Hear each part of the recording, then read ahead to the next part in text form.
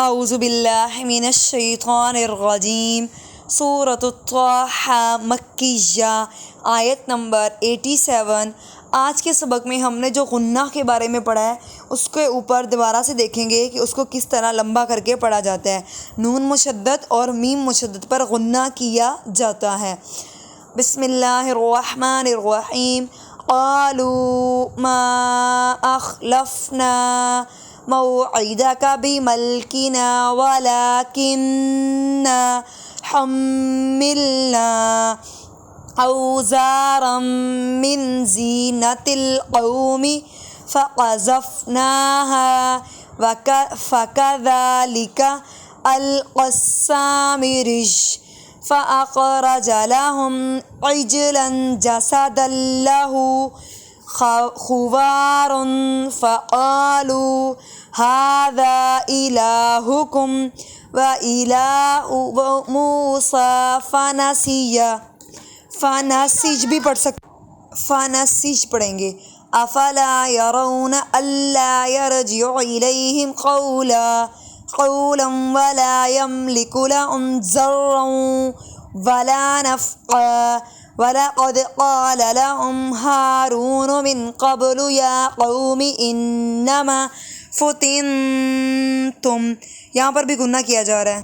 فُتِنْتُمْ بِهِ وَإِنَّ، یہ اخفاء والا گنہ ہے، یعنی نون ساکن اور میم ساکن کے بعد حروف ہلکی حمزہ عین ہا غین خا لام را نہ ہوں تو گنہ کرتے ہیں۔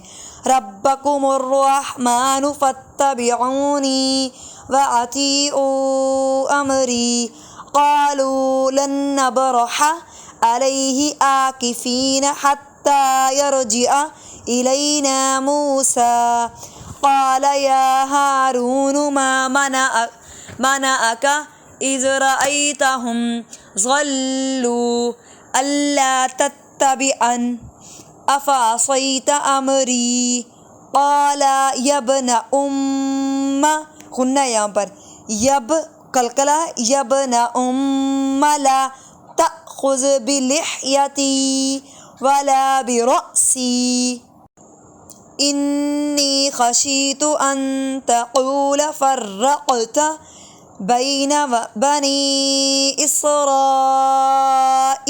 ولم ترقب قولی۔ اب یہاں با حروف کلکلہ، کل ہم نے دال پڑھا تھا اور یہ ہے آج با حروف کلکلہ۔ ان-نبرح یہاں پر بھی با تھا، اور ترقب قولی یہاں پر بھی با حروف کلکلہ کا استعمال ہو رہا ہے۔ قال یہ حروف موٹے حروف میں سے آ رہا ہے۔ قال فما خطبك یا سامری، شد جو ہے نا سختی سے لفظ کو ادا کریں گے۔